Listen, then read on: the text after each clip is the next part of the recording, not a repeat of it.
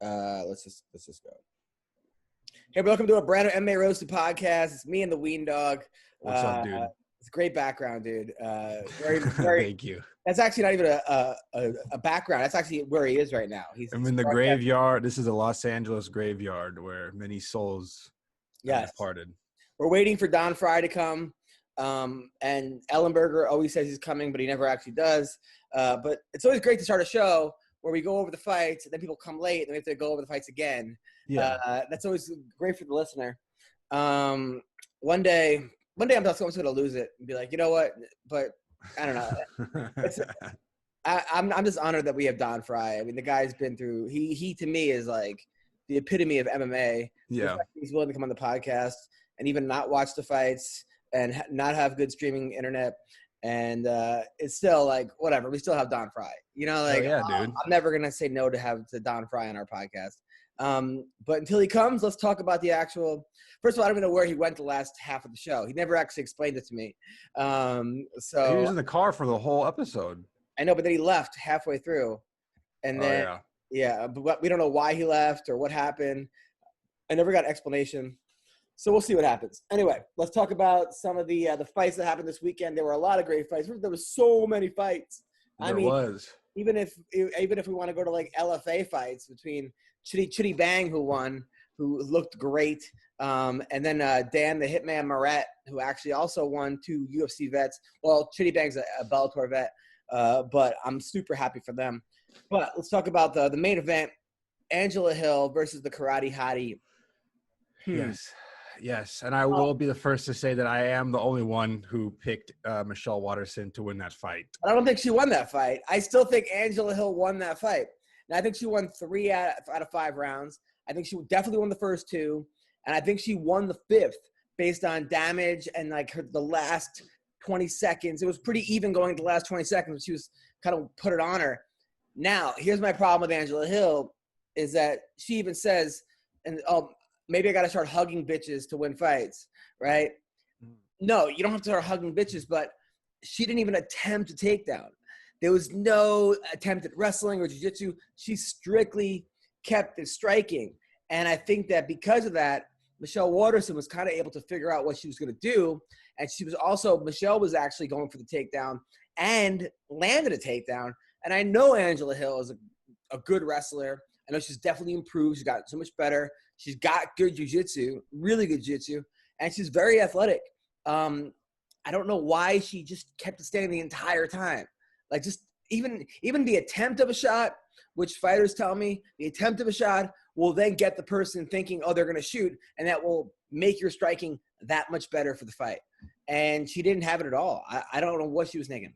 So would you say it was a robbery then? Do you think Angela Hill was robbed of a victory? No, because I think that it was close enough where you could argue it either way. And I think when that's the case, it's not a robbery. Yeah. When it's one of the things where you're like, what the fuck was that judge watching? And this was not the case. I mean, Angela landed more strikes in the first 2 and the 5th round, but also some of the strikes that Karate Hottie was landing were like pretty clean, incredible strikes. I mean, it was just like her head was flying back, or she was the push front, some great push kicks, great front kicks. So, and I said it reminded me of like if Bruce Lee and Kareem Abdul-Jabbar's granddaughters fought. Like it was that same. What was that from Enter the Dragon, right? I think so. That's so funny. Yeah, I mean, it was good. It was close. It was close enough where I don't think it was a robbery. And I think that both of them look really good. Even in defeat, Angela Hill, I think her stock rose. And people were complaining, like, how was this a main event? And yada, yada. And some of the guys who don't like watching women's fighting, which at this point, how could you not? Mm-hmm. Like, I can see if every fight was like, I don't know, the worst women's fight you've ever seen.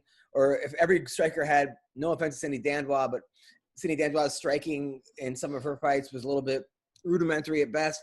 Mm-hmm. But that's not the case. I mean, we're watching Dewelly Zhang versus Joanna Jędrzejczyk. We're watching Angela Hill versus Karate Hottie. We're watching some great fights, consistently good fights. So I don't know what people are still mad about when it comes to women's fighting. These girls obviously are very, very – now, is the women's division as deep as the men's division? No. because there aren't as many women fighting than there are men. I mean, there's like what? How many women's wrestling teams are there? There are some, but there's not even close to as many as men. By the way, we're going to have a woman on the show today who I'm really, really excited about because she's awesome. She's ranked number 1 in the world in wrestling. I think she's good at jiu-jitsu also. Victoria Anthony, and she's training for the Olympics. And I think she's got a good shot of making it. That's awesome, dude. Yeah, she was 1 match away from making it last time. One girl beat her who made the Olympics. So she's training in Calgary. She's the first 4-time national champion female from a Canadian college, even though she's American. We're going to ask about that because it seems like she's kind of, what do they call those when you're like a higher belt, but you like don't get promoted? Retarded? I don't know.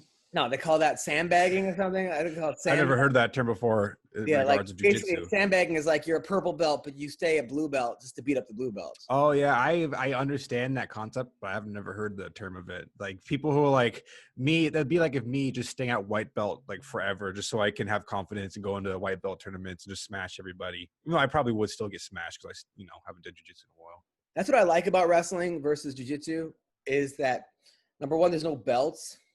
Yeah. So I think a lot of times belts fuck people up mentally. I think sometimes you get a guy who's a blue belt who goes up against a purple belt or a brown belt who goes, oh, I got tapped, but it was against a brown belt. And I think that if the person didn't know it was a brown belt, he would have won in a lot of cases. It's almost like you excuse yourself to lose because of it, you know? Yeah, but it's also an amazing feeling once you get promoted because in jiu-jitsu, it's so difficult and it takes so long to get promoted. Even to that first blue belt promotion, it's like an amazing feeling, dude. It's hard to explain, but I understand what you're saying. And also when you first start jiu-jitsu, you just feel it's like you're fixated on the belts. It's all you can think about is like, when am I going to get my blue belt? How am I going to do against a blue belt or a brown belt or whatever? So there's like both pros and cons to the whole belt factor, but I think mostly it's, a positive thing, Like yeah, no, totally positive. I mean, they gave Karate Hottie like her brown belt in that fight for going for 3 takedowns. I don't even understand. That's what I said. Like, she didn't really do much. She didn't do much jiu-jitsu in the fight, and she got promoted to a brown belt. But I mean, good for her. Weird ass lazy wrestling takedown. That was. I mean, I didn't understand that, but I get it. I guess maybe they were like. At that point, I guess she deserved it. They were just waiting for it. What I think still sucks is that Michelle Waterson and Angela Hill, I still don't even see them coming close to getting the belt. You know what I'm saying? To the competition in like each women's division, like in terms of who the champion is, it's like having a John Jones in every single women's division as a champion. So that's what sucks right now is that the talent gap is so huge between the champs, like Amanda Nunes and Weili Zhang and Valentina Shevchenko. Like those women are so dominant and so scary. I don't see anybody right now beating them. I agree with the Nunes one at 135 because it just seems like she's just beating the shit out of everybody. And Valentina, same. Yeah. Weili Zhang was very close that Joanna fight. Also, I want to see her. And, Rose, Namajunas beat Joanna twice. So I want to see Rose versus Weili. And then Tatiana Suarez, who's undefeated, national champion wrestler, who's just been killing everybody. Yeah. So I would disagree with the 115-pounders. I think there's like 4 girls there that you could argue it's going to be very competitive. The 125, Shevchenko, it just seems that's the case right now. And then the 135, I don't think Nunes, it just seems like she's just running through everybody at 35 and 45. I think she should retire if she beats Megan Anderson. I think she just call it quits, man. Have go out on the greatest UFC career of all time. You know what I'm saying? But what if she likes fighting and she likes making money? I mean, it seems like she's like blowing through every opponent like with a breeze. I mean, if that's the case, everyone else should retire and just fucking have her be the champ. Just have her shadow box for 3 hours. So now, the Moroccan guy, which I said he will Morocco you. This fucking guy, where are they finding these people? These undefeated people this guy comes in at 12-0, Ottoman Azaitar, and against Kamba Worthy, who I was not really that sold on because I think he had like 6 or 7 losses. And I know he seems like a guy that when he wins big, but when he loses, he loses. And talk about the wrong strategy. just, I mean, go punch for punch with a guy who's never lost. That doesn't, I mean, fuck. I mean, look, it just seemed like this dude was, I feel like the UFC knew something and they're trying to get big in the Moroccan market, but I don't know where they found this guy, but Jesus. Man, I let all the MMA journalists persuade me to pick Camel Worthy in my parlays. So that one really fucked me up. But I think Camel Worthy has a lot of potential. This Otman dude, he was very entertaining to watch. I will be tuning into his next fight. So I think this was a great matchup. I wish it would have went a little bit longer because I think this could have been like fight of the night potential.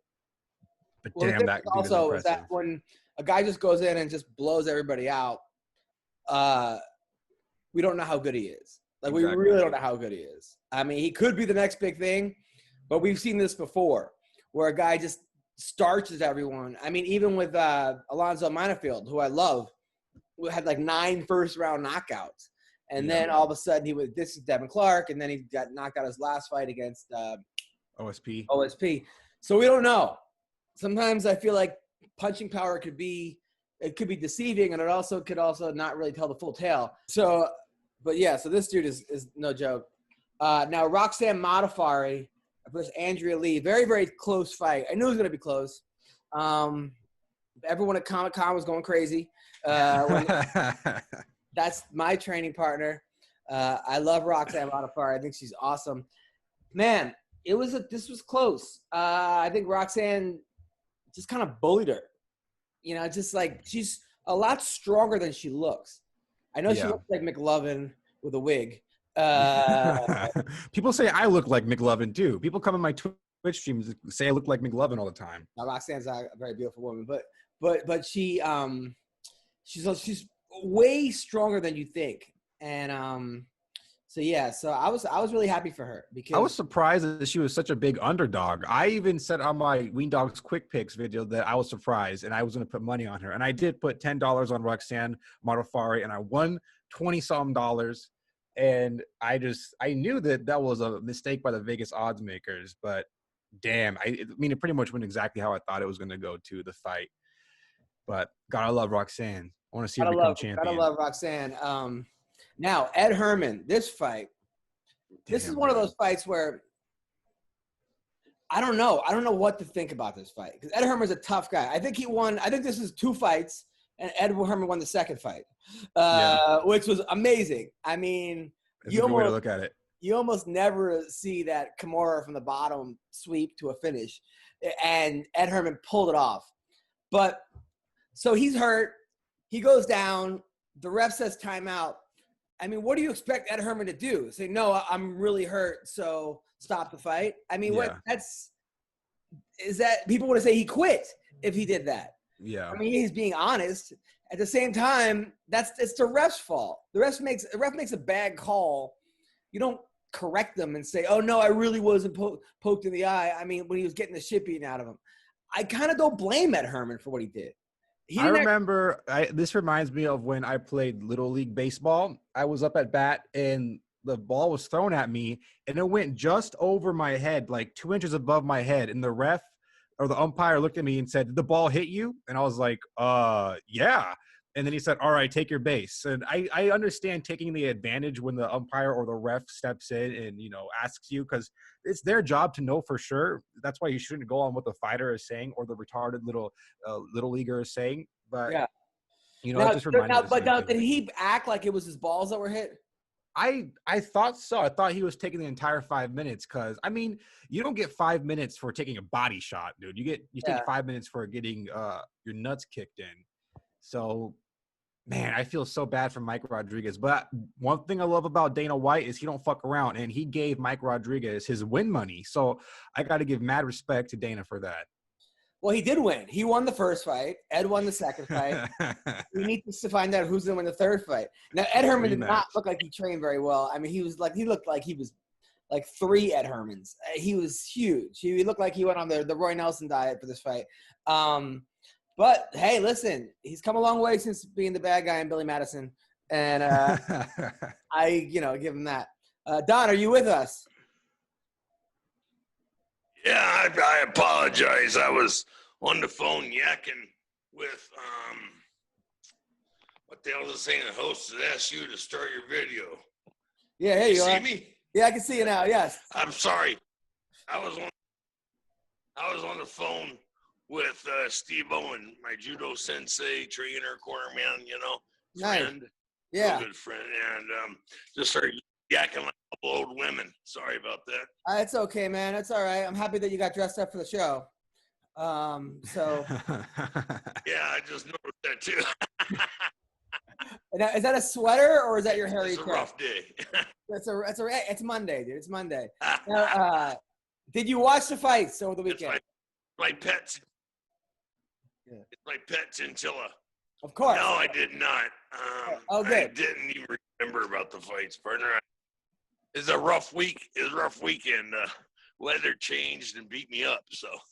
Nice. Well, the weather changed for everybody, not just you. Why are you? I mean, you're the toughest guy in the world. I saw. You saw what? Yeah, thanks. I saw some of the clips. Yeah, they looked pretty bad for a couple of them boys. Oh, that's good. Well, our predictions went south. Nothing like going over fights with somebody who doesn't watch a fight, who's oversleeps, and who's now in a closet putting on a shirt. This is the most professional show out there, people. When you think of fucking MMA. No, I did not oversleep. Are you coming out of the closet during the show? Are you literally coming out of you're literally coming out of the closet, by the way. So that's good. Going out of the closet. For back hair like that. All right. So, by the way, Julie Avila, who lost to Sijara Eubanks. I like Sijara Eubanks because Sijara is one of these girls that was on The Ultimate Fighter. She won it. She kept missing weight. People got mad at her. She's just one of these girls that has not had a great run in the UFC, not because of her fighting, because of all these other circumstances. She walked up to Wet Ass Pussy. Are you a fan of Wet Ass Pussy of WAP by Cardi B? Don? Who, me? Yeah. No. Oh, okay. Not at all. It's a song by Cardi B. Not at all. It's a song by Cardi B called WAP, Wet Ass Pussy. I would assume you've actually seen a lot of wet ass pussies in your life, right? Yeah, I'll tell you what, I've marked my territory when I was younger. And but she was beating the shit out of Julia Avila, who is harder to submit than a clean John Jones urine sample. I mean, this girl was she kept fucking defending it till she finally lost. But that was a good fight. I got to give that was a good fight. And also Billy Quarantillo won. He fought a guy named Kyle Nelson, who says, I'm going to knock the guy out in the first round. I feel like every time someone says that, they lose the fight. Yeah. Yeah. Yeah, it doesn't go good for anybody, does it? Do you think they're saying that because they have no cardio and they know that, so they want to make it into a brawl the first round? Because it seemed like this guy gasped pretty hard in the third. Well, you're trying to use psychology, so you use the reverse psychology. Yeah. And yeah, like you say, you don't have any cardio, you're gonna take a shit. So you hope that guy's gonna attack you. Did you have cardio? It doesn't always work out that way. Did you have good cardio for all your fights? Yeah, all except for the Coleman fight, yeah. But that was my fault. That was my fault. Why was it your fault?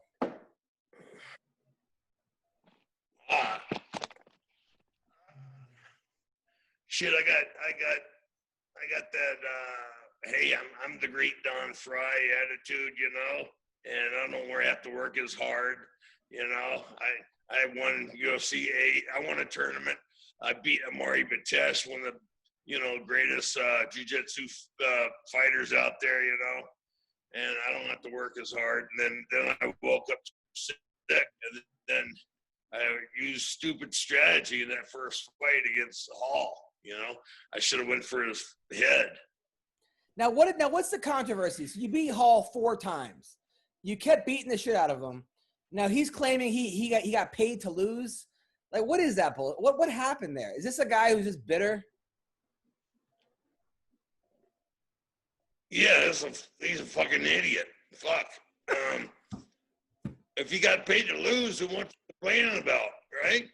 Shit. I don't know who paid him to lose. I don't know who asked him to lose. You know? Yeah. But you beat the shit out of the guy 4 times. I mean, it's not like. Look to me like 3. Only 3. Oh, 3 times. Got it. Felt like 4. Now this dude, Alexander Romanov, is going to be a problem for a lot of people. He's I think he's from where's he from? The Ukraine? Something like that. And he's an amazing wrestler. He's 12-0. All his wins are just by stoppage. He's got great Greco-Roman wrestling. I mean, he threw this guy. But this guy, Rogue Martinez, who they brought in, did not look like he should be in the UFC. He might be the thickest fighter of all time in the UFC. Well, he won his last 2 fights, right? But can you pull up Rogue Martinez? Because I did a little investigating on my own. He won his last 2 fights in Ryzen. One of them was against Jerome Banner, I think, who was 49 years old when he fought him. I don't know. Maybe the heavyweight division is thin, and because of COVID, it's really thin, and they wanted to make this other guy look like a star. But Jerome Banner's a tough fucker, boy. Let me tell you that. He is a tough fucker. He's a tough fucker. Absolutely, but he's older though. If you beat a guy who's 44, 45 years old, is that the same as beating a guy when he's 30? You know what? Today it is, because the technology and the advancement in training is a lot better than it was 30 years ago, you know, and people living easier, so it's not as, life isn't as hard on them. And also that, like I said, the training, the nutrition, everything's completely different, you know. It's that bullshit Hollywood pools. 60's the new 40, you know, blah, blah, blah, you know, because the Hollywood actors don't want to get old and have to get shit roles, you know. But, you know, fighters are different animals than they were 30 years ago. Yeah, no, maybe you're right. Maybe you're right. It just seemed like they kind of the UFC doesn't usually do this, where you see that with Bellator, where they want to build a guy up, so they just find the guy from fucking, I don't know, some kind of beanery or something, or some kind of, you know, they go to some bar and say, hey, you want to fight this dude for the, you know. But UFC, it seems like they have a little bit more credibility. All right, so he beat 2 guys. He beat 2 guys in Ryzen. They give all those guys 2 weeks notice, you know. So what kind of condition are you going to have in 2 weeks? So okay, you're right. Look, he beat he lost to Hideki Sekeni in Ryzen. No, he beat him. He beat 2 guys in Ryzen and Deep. He lost to Jake Hyun, and then he lost to he beat Ryo Sakai in Deep. He lost to Crow Cop in the first round. He beat Jerome LeBanner, but he beat him in 2017 in the Ryzen Grand Prix bantamweight. But Jerome, so 2017, Jerome was 47 now, so he was 41 at the time. But it wasn't a kickboxing. It was an MMA. It was mixed martial arts to beat him in. In kickboxing, I'm sure LeBanner would have fucking torched him. Big bantamweight. Is he? I mean, he said bantamweight. It said he beat him. Banner's a heavyweight. Yeah, it said Ryzen fighting men's bantamweight and women's tournament. Oh, so it was at the tournament. It wasn't he didn't fight him at bantamweight. That was the name of the tournament he won. So I mean, look, the guy obviously is a tough guy, but it just seemed like it was as one-sided as a fight as you could see. I mean, this guy Romanov looks like he's the real deal. He's going to give a lot of heavyweights a lot of problems. Kevin Kroom was a guy who took the fight on 48-hour notice, huge underdog, and just torched Roosevelt Roberts. I mean, he just came out there and was like, fuck it. It's interesting because Roosevelt Roberts has been a -200 favorite in every single one of his UFC fights, and he gets starched in almost all of his fights. You know, he fought our boy Vince. Mm-hmm. And it's just very interesting how the odds are always in Roosevelt Roberts' favor, but it makes sense since his opponent was coming on a 2-day fight notice, you know. Now, so I mean, there was good fights. Obviously, this week is going to be the big one: Tyron Woodley versus Colby Covington. I'm excited. You see that video I sent you with Donald Trump? It was so weird, dude. But It then was bizarre. I'm jealous. You're jealous, but it seemed like I'm jealous. It seemed like Colby tried to kiss his hand afterwards, which was a little. Are you drinking a beer? Yeah, I did. That's what I thought. Yeah, and Trump said I didn't have any of that shit. Oh. Trump moves pretty fast these days, don't he? Yeah. He got good hand speed. He actually afterwards he grabbed Colby by the pussy. So. Yeah. I can't wait to watch this fight. I mean, Was it wet? It was wet. It was a wet ass pussy. This fight is so interesting to me because, look, momentum-wise, Colby's looked a lot better than Tyron Woodley. But Woodley says he's back. He trained with Masvidal. His head is clear. If there's ever a fight he wants to win, it's against Colby Covington. Now, that being said, I feel like Woodley is going to go out guns blazing in the first round and throw everything he has at Colby Covington. And he could knock him out in the first round. He could knock him out any round. He's got that kind of power. It's a 5-round fight. But he might gas himself out by the second or third. If that happens, I see Colby kind of running away with it. What do you think is going to happen this week with Colby versus Woodley? Don? How many 5-round fights has Colby been in? Like 3 or 4. Yeah, how many 5-rounders has Tyrone been in? Probably. What do you think, Joe? Like I'm pulling 8? it up right now. Probably 7 or 8. I mean, it's pretty close. I mean, Tyron went against both. Yeah. It's like 1, 2, 3, 4, 5, 6. About 6. 6. And Colby's what? Been in 4? Let's see. Could be about the same. Colby has been in 3 5-round fights that went the distance almost. Yeah, so it's 3 versus 6. How many times did Tyrone go the distance? I think it's 5. 5. 1, 2, 5. 3. He went the distance 4, every 5. time? No, the main event he submitted there until in the second round. All of his other title fights went all like the distance. So 5, 4, Really? 5. Yeah, so 5. Well, yeah. So he's not really a finisher then. No. I mean, well, but who do you think wins? You know, I like them both. You know, I like to cheer for the old guy. You know, especially the old wrestler. You know. Yeah. But you know, Colby's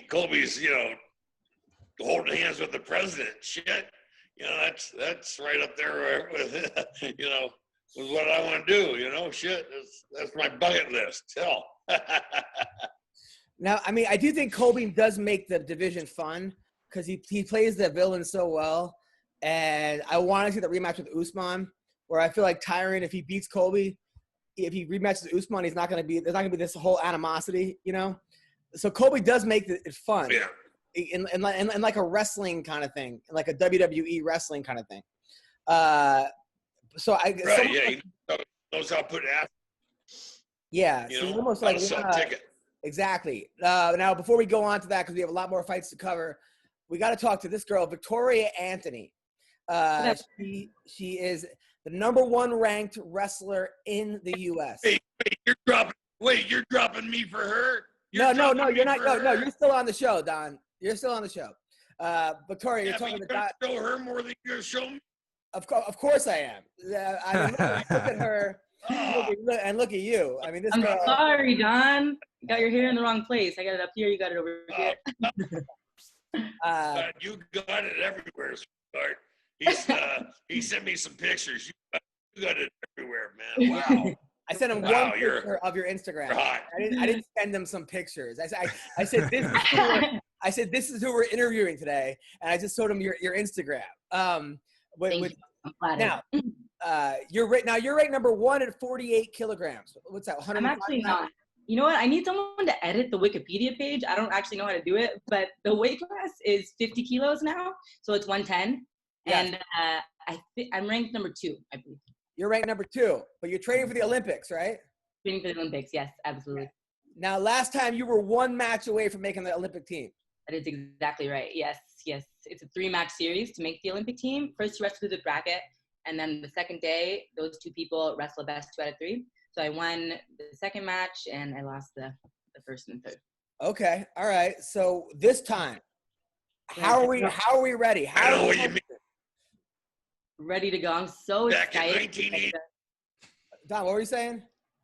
back in 1988, I was 7 or 10 matches away from making an Olympic team. I know what you're talking You're about. right there. That's very close. Very close. Yeah. Now, so you're ranked number 3rd. Have you wrestled the girls ranked number 1 and 2 before? Yeah, for sure. One girl in particular that's ranked number 1, she came down from the weight class above. So the only match we ever had in our careers, we had earlier this year in January 2020, and ended 5-5. She won the match though. So it's just such exciting times because I just feel like I'm doing all the right things. I'm in the right place mentally. And I actually got a gift with this extra year because I just changed camps, basically. I just changed my training situation, and it was a risk because it was so close to the Olympic trials. And I was like, oh shit, I got an extra year to train here? This is amazing. So I'm excited. Yeah. How is it if it's 5-5? How does she win? Criteria. So if she scored the last point, so she wins the match. That is bullshit. It's 5-5. Don't we have points for a reason? I think it ended. I'm trying to remember if it ended at 5-5. But yeah. I know that's always the discussion with freestyle wrestling, right? And Greco. Like, should we do an overtime or should we use our criteria? Overtime. I mean, that's the dumbest thing I've ever heard. It's like, well, if the Knicks score 50 points in the first and another team scores 50 points in the second, it's 50-50. It doesn't mean the last person who scores. That right. doesn't make any sense. But now I went and researched you. So you were like an amazing high school wrestler. You were, I think, national champion in high school. Yeah, for sure. A few times. And then you go to Canada to go to college. Why? No offense to Canadians, but why did you go to Canada? So in the US, when I graduated high school in 2009, there were only, I don't know, maybe like 14, 15 colleges, but they were all in small towns like Tennessee and Missouri, and they had smaller populations in my high school. And I'm from the LA area, from Orange County, really. And just like my high school was 3,000 kids. And I was like, I'm not doing that. I can't do that. And I really was looking for, a proper college experience. And that's one of the things that it's getting better now, but women wrestlers almost have to trade off. If you want to wrestle in college, like you don't get a Big Ten experience or, one of these big D1 schools. And so going to Canada, I just was looking at other options, and that gave me that big school experience. And it's in a beautiful city. Vancouver is my favorite city in the whole world. It's amazing. Have you been? No. Yeah, I have been to Vancouver. Yeah, it's beautiful. I love it. And actually at the time, everyone that was coaching on that staff had either been on an Olympic team or coached an Olympic team. And I was like, perfect. That's the place for me. So, and then you were a 4-time national champion, the first person to do it, an only person in Canada. In Canada. So actually we compete in the US League. That's also a reason. I was like, it doesn't really matter. We're competing the exact same against the same people. So actually that day I won my 4th title, and then Helen was like 3 or 4 weights up, and then she won her 4th immediately, like a few hours later. Well, you were the first, so fuck it. Right? You were the first person to do it, which was, I mean, that's amazing. Now, was the competition easier in Canada than it was in the US? Well, like I said, we competed in the US League. So actually my school is. Oh, so you weren't beating up Canadians. No, I did for my first year, and then they were like, to our school, they were like, you get out of here. If you want to compete in the US, go compete in the US. And kicked us out of the Canadian League. Wow. So Don, you hear that? They were so good they got kicked out of the freaking Canadian League. You hear that? I feel like Don's getting bored. Are you getting bored, Don? Everything all right? Shocking. You gotta throw Don a question so we don't lose it. That's social. Now, are your parents? Socialism at its finest, yes. Now, what national are you? Now, can I guess what you? I think you are. Yeah, I think you're half black, half Indian. I am not. But any other guesses? Don, you want to guess? Don's like, I don't. Let's see. You're part.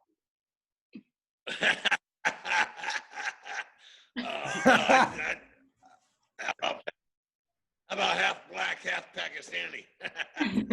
I just guess the same thing as him. Yeah, it's the same. No, the same guy. I'm guessing Puerto Rican.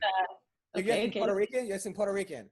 Or Colombian, yeah. Are any of us Colombian? Are any of us close? No, not even close. The black part for sure. I'm pretty much just black, but our family is New Orleans Creole. If you guys have ever heard this terminology. So it basically just means like historically there were black slaves in the New Orleans area. Yeah. And, French traders were coming into the port, Spanish traders, and also some Native American. And that just got mixed up, and that's who we are. That was my second guess. Yeah, there's a bunch of black slave for traders, anyways. Primarily the Africans captured each other and then sold. And then that's not all right. We're not going to get into this. This is not what we're going to talk about. And the MMA doesn't really matter who it was. But that's just the mix of things that got. The MMA Roasted Podcast does not endorse this philosophy. All right, now, Don, do you want to get in your car and get better Wi-Fi there? Because last week you were in your car and you had the best Wi-Fi we've ever had. Is there any way you can get in your car? You talking to me? Yes. See, now you're kicking me off. You got a pretty girl. I'm not kicking you off. I just predicted that. All right. Okay. All right. You're telling me to go to my truck. You're telling me to go for a drive. Get in my truck. No, I'm talking to a girl. Get my truck and go kick rocks. I'm talking to a girl right now who was fifth in 2013 World Champions. 2009, 2010, you were a Junior World Champion. 2015, 17, you were the U.S. Open Champion.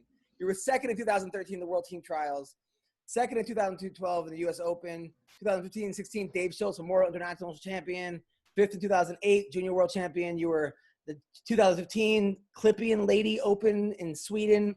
You were 2013 national champion, 4-time college. We talked about that. And 2008 junior national champion. You were also the outstanding wrestler in the Ukraine, which was ninth in the Ivan Yargin Grand Prix. And then you took third in the UWW Golden Grand Prix finals in Azerbaijan. Yeah. Wow. Yeah. And then you were Azerbaijan. 2015, you were third in the Grand Prix in Spain, second in the U.S. World Team Trials, third in the Mongolian Open. And then this is only half. It keeps going on. Like, holy shit. I placed second in Fortnite last week. Let's go. How are you going to get to first? I mean, first of all, what was it like wrestling in Mongolia? Love it. I love these, they're obscure to Americans, I feel like, these obscure locations we get to go to. Really, it's like, I don't remember the tournament as much, but just like going around this rural area in Mongolia and going into literally people's homes that are yurts and just getting to experience Mongolian culture. And more than anything, wrestling's their national sport there. So it's like the overwhelming love they have for the thing that I love is the coolest part about, experiences like that for me. No, I was there. I did comedy in Mongolia. I was was the second American comic ever in Mongolia. It was no way. Yeah, they treat you like such family. Yeah. It was. They're like Hawaiians. They're like nice Hawaiians, but they can kick ass. Not that Hawaiians can't. A little tougher though, I would say. a little bit. Yeah, and then it's just crazy. Like just watching your wrestling because you're super aggressive and quick. You have an amazing outside single leg, and you just keep going and going and going and going. How did you get into wrestling? Like, why wrestling in Orange County? So I started with martial arts first. Like my dad just did a bunch of martial arts when I was growing up. And at the time I was 6 years old and he was doing judo. And I've just always been a hyperactive person / child. And I was like, if I have to be here, I want to practice. And I just bothered them until they let me on the mat. And then at that point I fell in love with judo and then was on the same track for judo, basically. Like I wanted to be an Olympian for judo. And I got injured right before I went to high school. And then I had 3 surgeries in that same 8th grade year and was just not doing anything at all. And my parents were like, why don't you try wrestling when you get to high school? Because you're not doing anything and you're getting fat. And I didn't want to. But then I saw a demonstration and I was like, okay, this looks enough like judo that I think I'll get by. And it got me out of PE class. So I was like, okay, I'm in. I'll sign up if it gets me out of PE. Wow. And then you were so you had a judo background. Now, did your high school coach, was he just like, because I coach wrestling, I coach middle school wrestling, and coaching girls is like so much easier than coaching guys because they're disciplined. They don't fuck around. Well, depends. Sometimes you get girls that try out as a joke. They think it's big, and they wear their jewelry and stuff. And then after the first practice, they just leave. They're like, okay, this is actually a lot harder than I thought it was going to be a joke. But I've probably coached about 6 girls in 12 years that went through the whole season. And the hard part is that they're too hard on themselves. Where like the guys I have to build up, be like, hey, the guys I have to calm down. You're not as good as you think you are. You know, there's better. Where the girls are like, I don't know if I can do this, or I'm nervous, or I'm scared, or my friends are here. And I have to be like, no, you're going to win. You're going to do this. Is that your experience too? For sure, 100% for myself. And then also when I coach other girls or when I do clinics, like that's really the number one thing I harp on when I do clinics. And I remind the girls over and over, like, you don't have to repeat to yourself verbally, I don't know how to do this. Oh, this is so hard. Oh, I don't know if I'll ever be able to do this. Girls will say that to themselves over and over. Whereas guys just shut up and they just do it. They're just like, whatever, I'll get it eventually, you know? And I think girls do make wrestling, it's already such a hard sport. And then they internalize a lot of that. And it's an extra battle. And I definitely dealt with that myself. But I think, you know, it also builds character and helps like that. That's what helped me figure out who am I as a person, you know? Oh shit, I don't have to do this to myself. Like why does like my male counterparts in some ways, they just believe they're gonna get this eventually. Okay, so yeah. No, another experience, I have a girl who I love coaching. She said the guys don't want to train with her because they don't want to lose to her.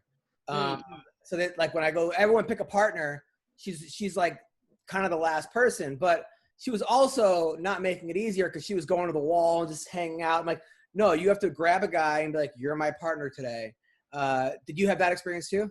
For sure. I mean, it's tough. Like when all 4 years of high school, I felt like I didn't belong there and I felt uncomfortable. So then you really get in a situation where you need a partner. It's like, I don't want to go force myself to ask somebody for a partner. Yeah, so I had the same experiences for sure. I don't know. I think there's a lot more reasons than they don't want to lose to you, you know, like sometimes you just don't want to wrestle a girl, like, or yeah, there's a lot of things to it. Or their parents are like, don't wrestle the girl, like, for whatever, for a variety of reasons. So I just learned not to take offense. But I do think it's just really interesting because wrestling's so hard as it is. And then a female in these situations, there's just so much more to deal with that a lot of people don't realize. And a lot of girls are like, have other people around them trying to kind of shove them out. And yeah, so it just builds a lot of character. Yeah, what do I do about that? Because I've had parents sometimes where the kid's not that good at wrestling, their boy, and they would say, hey, you have a match. Could you not have my kid wrestle a girl in the match? And as a middle school coach, because I do the matchups, I have to listen to the parent. I feel like it's the parent. At the same time, I'm like, man, that sucks. Because now, you know, it sucks because now someone else maybe who I wouldn't have matched the kid up with the girl because maybe the kid's like a level. Could we go A, B, C, and maybe the kid's a B and the girl's a B, and it's a good matchup. But now I got to go B, C, and I know the kid's going to lose anyway. You know what I'm saying? Or I got to go B, A. What do you tell parents when you have that? That's a tough situation. Personally, I guess it would be situation by situation, but is it like a religious reason or you just don't feel like it? I think that they were just worried that if the kid lost to a girl, it would really fuck with him mentally, or he would get teased or made fun of, or that kind of a thing. Right. From my own experience, from the guys that lost me in high school, I'll literally get messages at random like, hey, like, remember when you beat me in high school? Like it for some of them, it built character. Like there was one kid, Kevin Mai, that I was the first girl to make it to Masters in California, and I beat him. And he eventually, I think he placed in state, like eventually, and I didn't. And I think that match was maybe pivotal in some ways because of that loss. And then he went on to be, you know, a really good wrestler. So in that way, I would say parents are handicapping their kids. You know, you're gonna bump up against situations all through your life that are challenging or that you get criticized for, and trying to protect someone from that, I don't think it's helping them. Don, what would you tell a parent that says don't wrestle the girl? Don, are you still here? Don. Get his ass out there and he better not. Get his ass out there and he better not lose.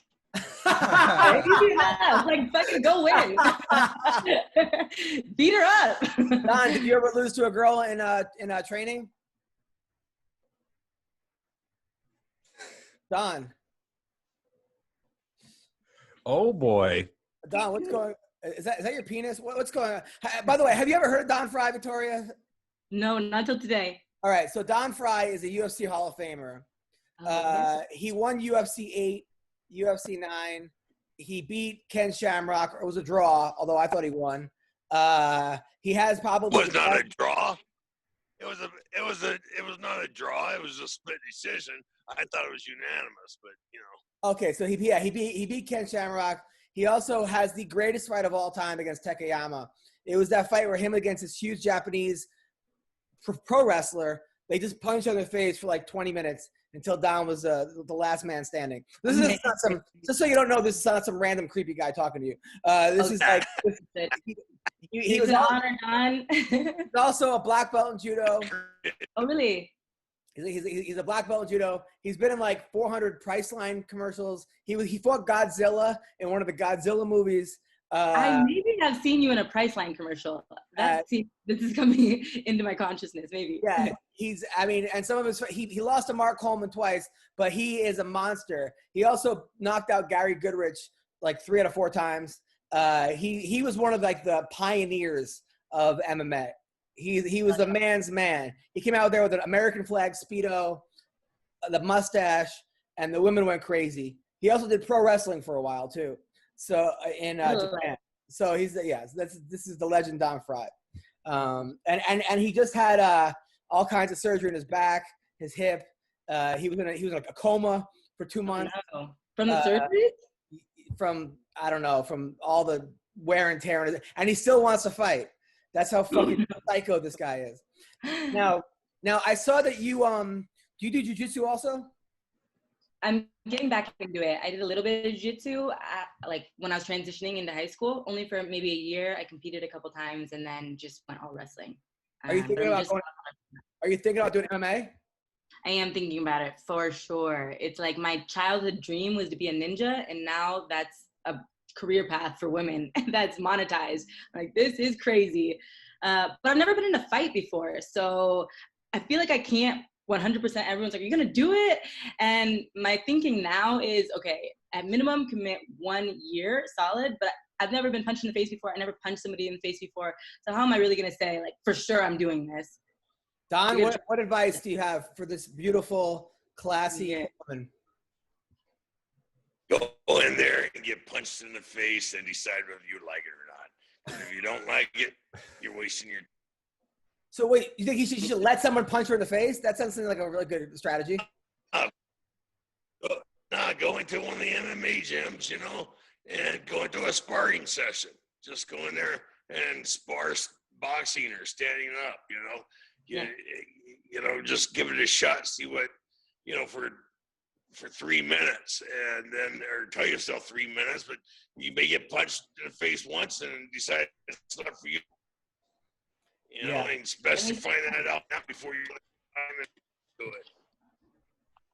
She's actually, by the way, she trains where you are, out of Tempe, Arizona, Don. Oh, you're in Tempe. I'm down in Tucson. Oh, Tucson. But I got a daughter up there. Yeah. Where do you train at in Tempe? Actually, you guys aren't going to like this, but I actually am back in Canada. Oh my God. I live in Calgary now. But I was training at ASU for the 4 years before this, from 2016 till now. Now we're gonna show some clips. Weendawg, did you pull it up? Yeah, I got it. All right, we're gonna show what I watched last night. This girl, Don, I mean, she is exciting as fuck to watch. Look at some of her highlights. She's just beating people up here. Great inside trip. Just boom. And this is on an international level. Head and arm, which I hate, but okay. Everybody hates it, but I love it. That inside trip is a fantastic judo move. Eddie Urbano used to use that. That's how he won the nationals back in '84, I think it was. Using that move. It's a fantastic move. I never could do it. It's the best. People forget about their feet in wrestling and get distracted easily. Don, where did you do judo? In Arizona or somewhere else? Yeah, here in Tucson, yeah. Okay, nice. Yeah. Steve Owen's my sensei. Okay. I'm a Yodon. Beautiful. I love it. Judo's such a beautiful sport. Now, what's a Yodon? It is, and it goes a degree. It's fourth or fifth degree. Fifth degree. Wow. Black belt. That's insane. Now you also have your own bands, the Free Flow Gusto. Okay, because I was gonna think about getting one for my wife, and she said that she'd end up being like tied together and would end up like letting go and just be like.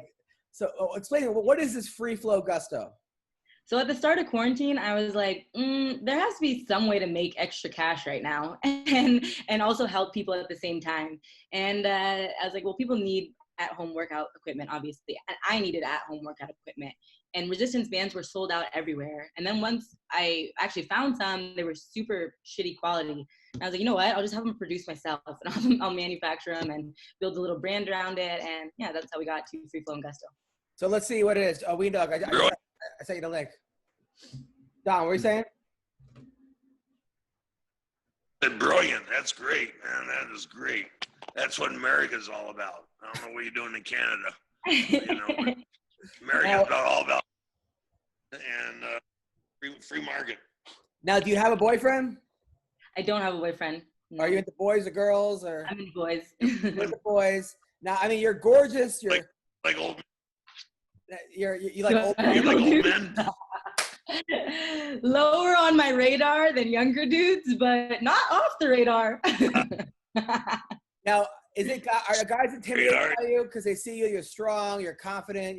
You're athletic. Are guys worried that like you're not gonna like them or that they get scared? I think there's two categories, and the second category is like not even a possibility for me to date, but those are guys that maybe would feel like intimidated by my ambition or it maybe has brought out some of their own insecurities in the past. And like, this is not what I'm doing over here. And then there's the other category, which also there's a few other things that are just like absolute base requirements. Like you need to know how to fight. You need to know how to handle rejection, all these different things that like are even a category of person I would date. And that's over here. That's me, baby. I'm right there. Don, when are you taking me out? Oh, don't. He'll be over there in 3 seconds.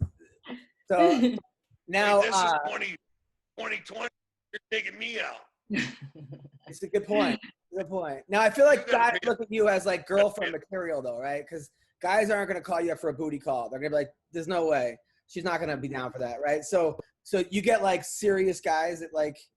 You get like a lot of guys. Is it boring for you? The guys want to have like you go out, they bring out like a PowerPoint presentation of like where they see. I think it's both because I think like also high level competitors are like, oh, what a conquest, like, and have no interest. So that's something I'm always like scanning for, watching for, you know. And then then it's a tough situation. It's a tough situation to be like a high level athlete, also ambitious in entrepreneurship and just wanting to be a leader in a lot of respects. But the truth, my heart is with Eastern Europeans. So I just love just rough Russian accents.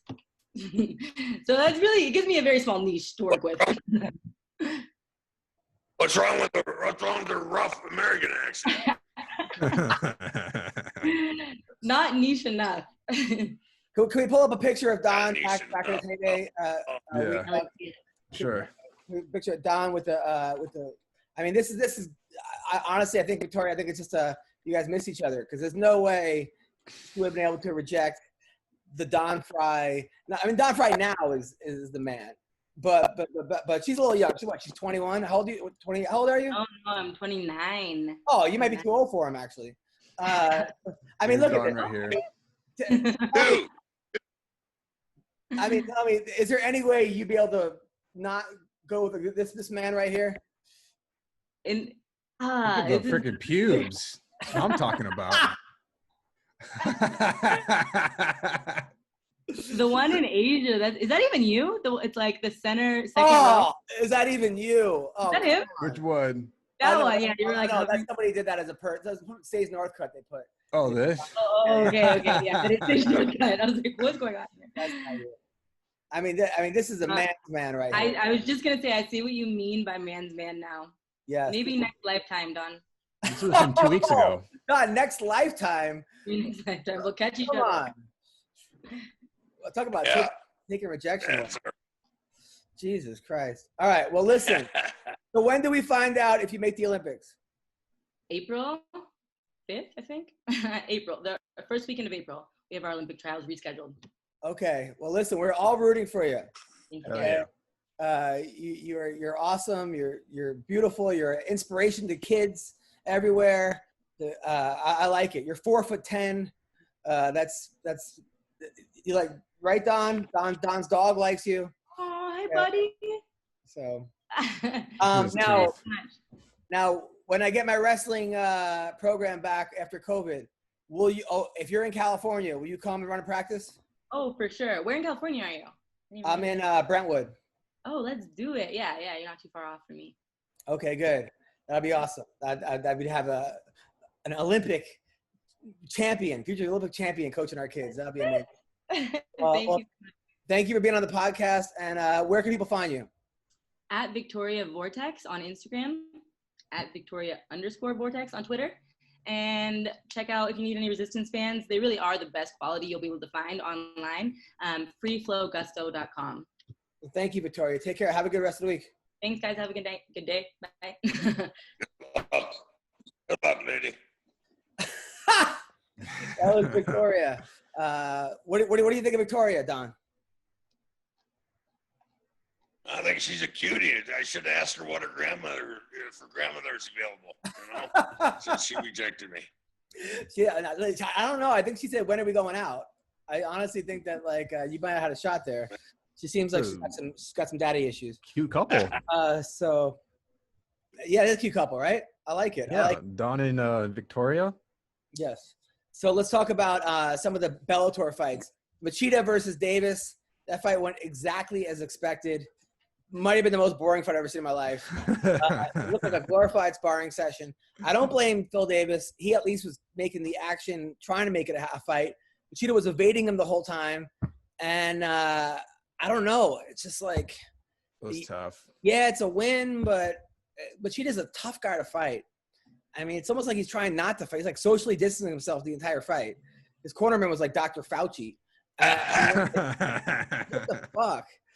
I mean, how do you fight a guy like that, Don? Like I said, you got to get a bull rope. Do the old Dusty Rhodes Texas bull rope match, And now, the kickboxing fight, Raymond Daniels. Dude. So he had a low blow on Peter Stonanek, right? 2 kicks in the balls. This guy went down and was crying in the cage. Do we have a clip from it? Can we get a clip? I can pull it up. Yeah, he was crying in the cage for 5 minutes, howling. Like my dog started barking from home. Why? Because he got kicked in the balls. I mean, this guy is what? We will show you the clip. God, I've been kicked in the balls. If I play the clip, this video will probably must have take him big down balls. off YouTube, Adam. I don't care. Play it. I got to hear Don's reaction to this. Okay. It's worth the 47 cents we're gonna lose. All right, so here we go. I mean, he was crying, and then the fight was over. They didn't go back. That was it. That was the whole fight. He got kicked in the ball, but at the same time, he did get kicked pretty hard. I mean, I probably would have been crying too. All right, I have a brief clip. It's not actually there's not an HD link, so I'm just playing like this crappy version, but it's no big deal. All right, let's see it. All right, so here, he got kicked in the balls right there. Right there, he went. That's the first one. That's the first one. And I think they're just going to keep replaying this one. Yeah. And then he was howling. Yeah, it was like crying loudly, like. And that was it. That was the whole fight. Wait, why are you laughing, Don? How is that funny? I mean, it was just That was the Oh whole. my God! You think he was acting? Oh, maybe he was. Maybe he spent a lot of money for fertility. Shots. He wants to have a baby. And he got kicked in the balls. He saw all that money, go down the drain. So his chances of being a father or mother or whatever, were gone down too. So you don't think he was? You think he was acting? So you don't think he was really crying? Don? Oh, I'm sure he was nowadays. Shit. Yeah, I'm sure he was crying nowadays. Crying, if you fart wrong, you get sued, and you hurt people's feelings. So he probably got his feelings hurt, because the guy yelled boo before he kicked him in the balls, So you think he was a snowflake? That's why you think he was a Joe Biden supporter? That's why he was crying? Oh, yeah. Yeah, absolutely. He sends money. He's a fundraiser for Joe Biden. Yeah. All right. Leslie Smith won. Happy for her. She's the one that tried to sue the UFC, tried to form a union. I don't know how it went. They cut her, or she left. The fight was closer than it had to be. Kat Zingano won. I know you're a big fan of Kat Zingano. She dominated the first 2 rounds. It's about time. Did she get a new training camp? Because I saw her a couple losses. She didn't lose that fight. Herself, her goddamn corner lost the fight for. So did she get a new training camp? I think she's over at Alliance, and she won in San Diego. Look, she dominated the first 2 rounds. Was clearly outclassing a girl. I go to I'm playing Barbie with my daughter while watching the fights. I'm trying to watch it while playing Barbie. This is my life.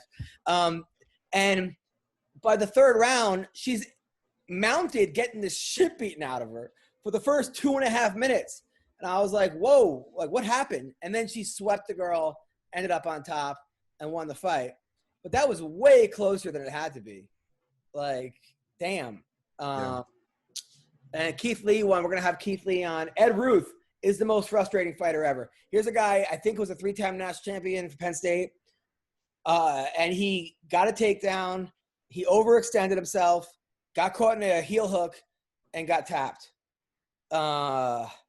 Dude, what's funny about that fight is Josh Thompson, right when he was put in the heel hook position, Josh Thompson was like, I've trained with him before. This is no problem for him. 2 seconds later, he taps to the heel hook. Yeah. And I was like, oh, the irony. That's what I love. Yeah. That was kind of rough to watch because the heel hook's like 20-year-old technology, isn't it? Shit. But it works. I mean, it still works, right? Yeah. If you don't train for it, you got to train for everything in a fight game, But it's frustrating because he's he's like Aaron Pico, though, where how good he can be and how good he will be if he doesn't quit. But these little mistakes keep costing him fights. I don't know what to do about that. I think he's that high level of a wrestler. Probably I would say like a Kevin Randleman, where Randleman was so good at wrestling, it's like everything else maybe came too easy or easy enough, or he didn't depend on it, or he thought he could rely on it too much. And I feel like that still happens today with these guys like Aaron Pico, but in his case, he wanted to become a boxer. And with Ed Ruth, where it's just like, you gotta train everything else. And I know he is training jiu-jitsu, he's competing and stuff, but man, that was rough to watch. Yeah. Man, good. Now Bellator Saturday, Juan Archuleta beat Patrick Michi. You know what? That's one of those fights where he said, this other guy, he said that it was the first 5-round fight for Patrick. Juan said he's going to fade in the second half. That's exactly what happened. Now the first time you ever went to a 5-round fight, Don, was it totally different? Yeah, going the distance is a lot different than getting a quick knockout or a quick submission. It fades you. It's like like that 500-pound gorilla jumping on your back. while you're going uphill in the snow, you know. Yeah. What's the best way to train for that? You just got to do conditioning, you know. You got to train your ass off. And, you know, we used to train so damn hard. I'd look at the fight as the night off, you know, and in most cases it was. Wow, that's fucking, that's crazy. That's crazy to hear that. You look at the fight as a night off. I never even heard that. Yeah. Now, Neiman Gracie beat John Fitch. Yeah. It seemed like John Fitch did not want to be there. Both of them had leg locks on each other. He's going against a Gracie, and he's talking shit. Gracie taps him, and then he just starts laughing and congratulated him. When a guy loses and starts laughing, you can't help but think that he doesn't really want to be there anymore. And then he retired that night. Right. So, I don't know. I feel like they should. Yeah. You know, I mean, you don't want to see a guy cry when he retired. He retired before the fight, actually, you know? That's exactly what it seemed like. Stealing a check. Yeah, that's what it seemed like. And he got taken down twice by a Gracie. This guy's a Division I Purdue wrestler, 4-time Division I wrestler. Should not be getting taken down by Neiman Gracie. No, should be taken down by anybody unless they're a 4-time Division I, you know, wrestler. Yeah, it was Deanna Bennett was beating Liz Carmouche. I thought she was winning. I was rooting for Deanna because I know Deanna. She came in 7 pounds heavy at 125. Now she's not allowed to fight at 125 anymore. If you come in 7 pounds heavy, I guess over 5, you have to fight either the weight class above. Makes sense, dude. Yeah. She was winning the fight, I thought, but she pulled a hamstring in the third and couldn't move and then got tapped. Have you ever pulled a hamstring in a fight, Don?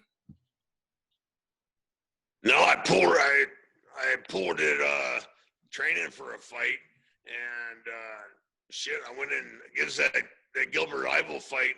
I had pulled one adductor and sprained on the right side and strained my groin on the left side, you know, going into it. That's why they were both taped up. You know, they taped me up and shot me with Novocaine, and then kind of hurted me out there, you know. But you still won, right? Yeah, I got lucky. I got lucky in a lot of fights and won. Yeah. You didn't get lucky. I'd rather be lucky than good. No, fuck that. You don't get lucky by beating Gilbert Ivel, dude. You beat Gilbert Ivel because you beat Gilbert Ivel. You didn't get lucky. I got lucky against Takayama. You know, fuck that. I got what? lucky against a lot of guys. You're full of shit, dude. That's not luck. Yeah. That's not luck. Luck is like finding $20 outside in the fucking street or something. Luck isn't going into a fight, giving it 1%. Get the fuck out of here. Lucky's like, you take a girl home and she fucking was like, hey, by the way, my friend's coming over and we're into threesomes, and it's a girl. That's luck, you know. You ever have a threesome, Don? No, I never was lucky that way. How about you? Yeah, I've had probably 8 or 9 of them. Wow. You know, comedy, you know, I tell people comedy, you don't get paid money for a long time, but you do get paid in pussy. Because you will get women way out of your league and have way more fun. Because you're the new guy coming into town. You make people laugh. You have their attention. And they know that you're leaving the town the next day. So anything they want to do to someone, and they'll do to you. And they won't have to deal with the consequences of having to see you in the same town the next week. So, yeah, those are so, fuck, my wife just threw something at me. Anyway, now, Conor McGregor. Conor McGregor. Yeah, let me know. Hey, let me know when I can open for. Let me know when I can open for you, okay? I don't think I can follow you, Don. I've thought about that. I'm like, I don't know if I can follow this fucking guy. All he's got to do is show up and just fucking talking. Either people are going to love or they're going to run. Now, McGregor got arrested over the weekend. First for indecent exposure. I guess Khabib's the one who exposed him. No, but he got arrested for, I guess, whipping out his dick at a bar. I don't know what he did. Indecent exposure means whipped out your dick, right? And then he got attempted sexual assault. So I guess he started, but ran out of gas, or I guess Dylan Dennis isn't pressing charges. I don't know what happened, but you got to think, if you're Conor McGregor, you're a mark. Yeah. If he didn't do this, I mean, if he did this, he should be in jail. But I don't know, man. It just seems like this dude's always getting in trouble. Thoughts? I'll give him the benefit of the doubt just because I don't know anything about the stories or the accusations or the incident. I always will give the accused person the benefit of the doubt until they're proven guilty, you know. Same here. But Don, what do you think? Shit, I like to think the same way, you know. I like to give people the benefit of the doubt, you know. And that being said, about 7 or 8, 10 years ago, I don't know, maybe 15 years ago, you know, they said John Jones got arrested for cocaine, and I started bad mouthing before I even found out. So I owe John Jones an apology for that one. You know, I don't know, because it turned out he wasn't arrested for cocaine, but yeah, know, he was. So He's arrested for hit and run. He hit a woman who happened to be pregnant, and fled the scene of the accident. Came back, got his drugs, and ran away even further. You do not owe him an apology at all. That's actually worse. That's actually worse. This one, I think this one was after that. Oh, this is before that? I think this one was after that. Yeah. I mean, John Jones is another guy who, like, come on, man. You guys, you're the top of the world right now. I know it's easier for me to say that because I'm not at the top of the world, but come on, or at least have people around you that you pay to make sure that they keep people that want to get you in trouble out of your vicinity. Like, just have a bodyguard or two. It would be a lot cheaper to have somebody on the payroll, you know, even for $200,000 a year. They could have somebody follow them around, and bodyguard their ass. Bodyguard them from themselves. And guys would love to do that. There are guys, there are great bodyguards out there that they're strapped. They're like, hey, you can't talk to the guy. Sorry, you can't talk to the guy. Sorry, you got to get away. Just keep people the fuck away from you that are out to do you no good. Now, Dustin Poirier was supposed to fight Tony Ferguson. Everybody was excited for that fight. I guess the UFC couldn't come to a deal with Poirier. And Poirier's like, you got to pay me more. Tony Ferguson tweeted out, Dana, please pay Poirier more. The fans want to see this. Classy move by Tony Ferguson. Yeah. I mean, I don't know what the deal is, but I would love to watch that fight. That's a fight to have. I wonder how much money he was asking for. Don? Yeah, that would have been a great fight. I would love to see that one. Yeah, I would actually pay to see that one, you know? Yeah.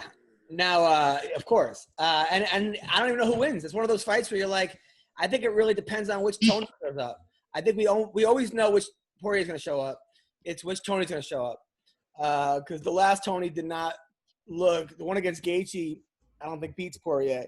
But the Tony Ferguson that shows up against, what was it, Donald Cerrone or some of those other guys, it's a different beast. Now, over the weekend, Sergey Karatinov. You ever hear of him? He's a kickboxer. No.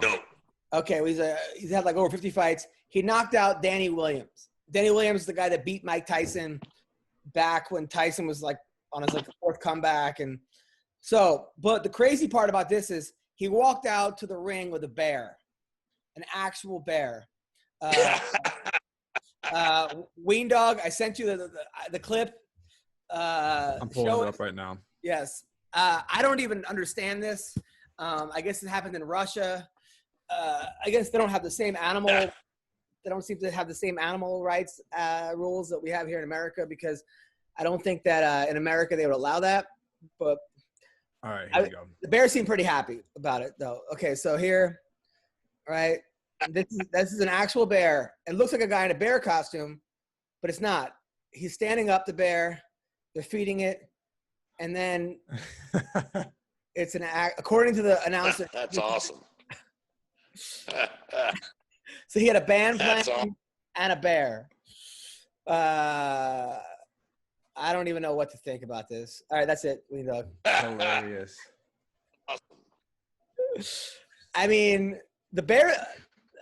The Bear seemed pretty skilled, actually. Now, also, I showed you that clip of Mike Tyson, by the way. How good? Yeah, he won. Karatinov won. Who won? The guy with the bear. Karatinov won. Yeah, good. What did you do? Now, according to Bellator, they've reached out to sign Brock Lesnar. Brock Lesnar and Bellator would be great because he'd be back on the juice. I don't think they test over there. If they do, if you could. And I think Brock Lesnar beats every heavyweight in Bellator. Maybe Ryan. Absolutely. Maybe Ryan Bader beats Brock Lesnar. Maybe. Ryan just. All right. Yeah, Ryan just lost at 205.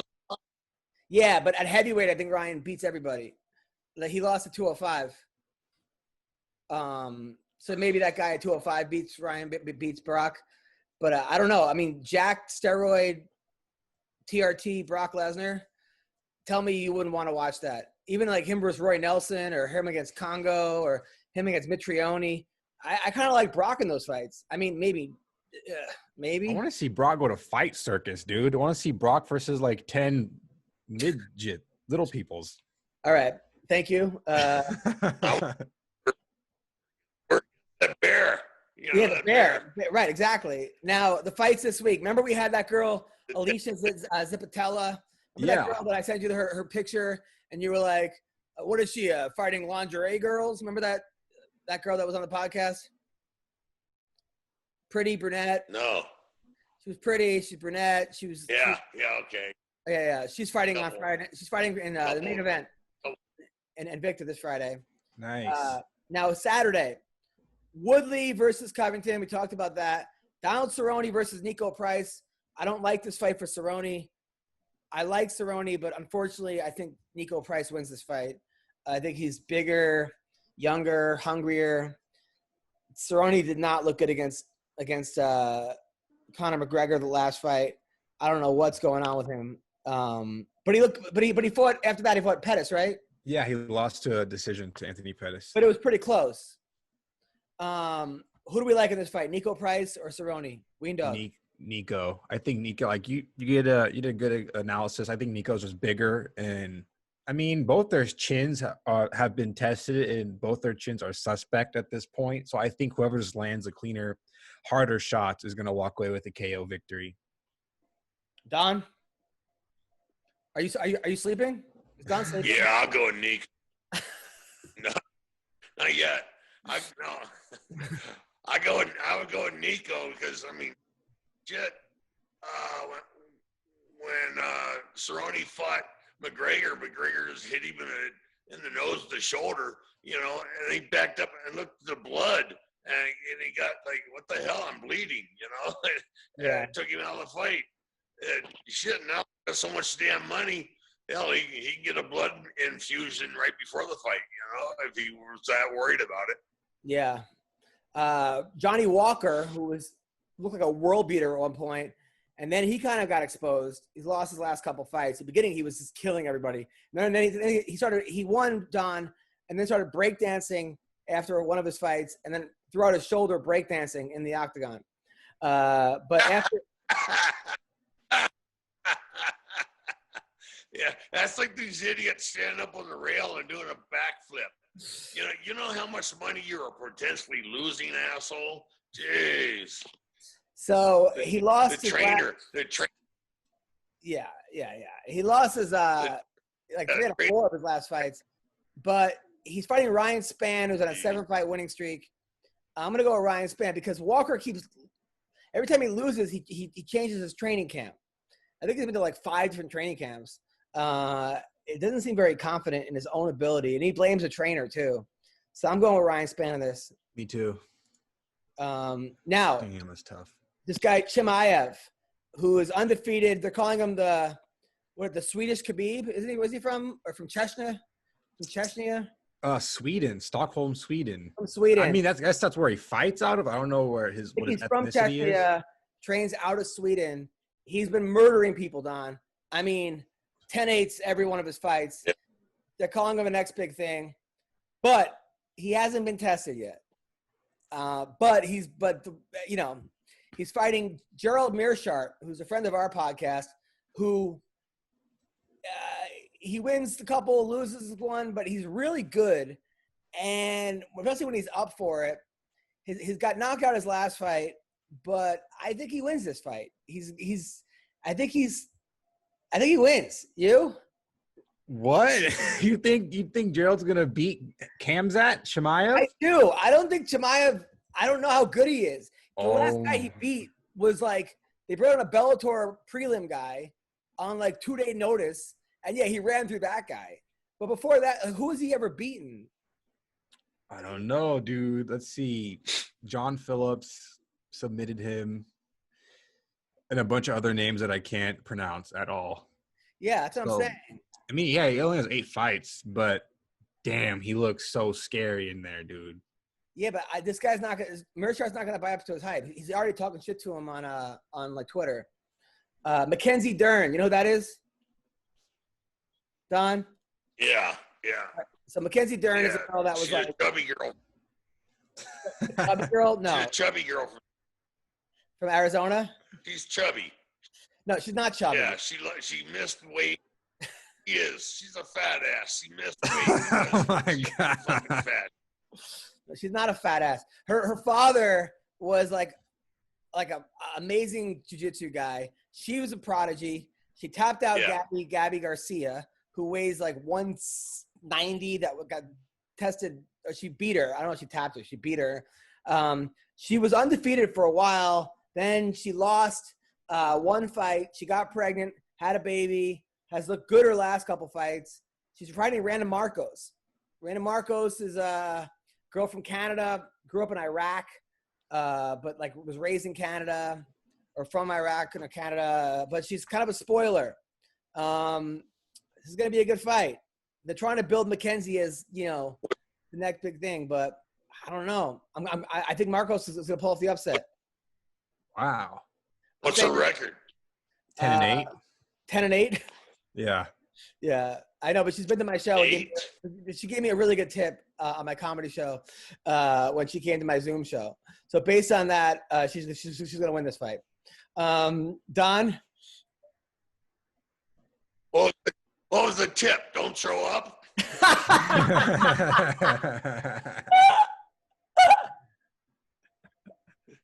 All right. Also, Jessie Jess is on this card. Now, this is a girl that was like being flirty on the podcast as a joke to Weendawg. And Weendawg's like, Jessie, can I go out with you? She's like, sure. He shows up to the UFC Performance Center fucking 2 days later, this idiot, and like doesn't get in and calls her. She's like, what are you doing, you psycho? It was a podcast and I was joking. He shows up with like flowers and like a wedding proposal. And then had to drive back to LA. Yeah, that's basically how it went. That's a long drive too after that rejection, huh? All I'm saying is that now she's living in a trailer. She's living in a trailer, and she's coming off of like 2 losses. I'm saying that if she chose me instead of the Taiwanese guy that she's living in the trailer with, she probably would be undefeated right now. Right. She wasn't undefeated before that. Yeah, she'd be living in your mom's basement.